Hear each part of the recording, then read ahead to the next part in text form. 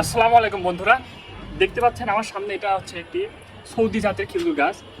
Saudi জাতের খেজুর গাছ বর্তমানে বাংলাদেশে বেশ জনপ্রিয়তা পাচ্ছে এবং ফলাফলও পাচ্ছে কৃষকরা। কিন্তু একজন ছাদ বাগানির মনে কতটা সৎ থাকলে পারে সেই খেজুর গাছ বাসার ছাদের টবে পর্যন্ত নিয়ে আসতে পারে। ঠিক আছে, তো দেখেন টবের ভিতরে পরিপূর্ণ জৈবিকভাবে মাটি তৈরি করে মাটির সম্পূর্ণ গুণাগুণ ঠিক রেখে সে এই খেজুর গাছটা লাগাইছে, রোপণ করছে এখানে।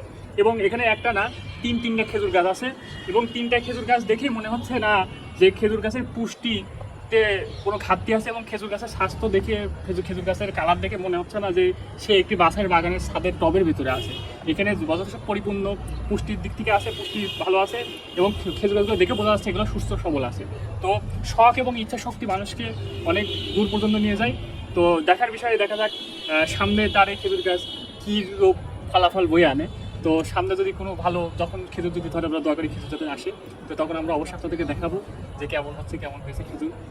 তো সকলে এই ছাদ বাগানের জন্য দোয়া করবেন এবং আপনারা আপনাদের বাসায় এরকম ছোটো ছোটো ছাদ বাগান তৈরি করুন এবং আমাদের জন্য দোয়া করবেন। সকলকে ধন্যবাদ।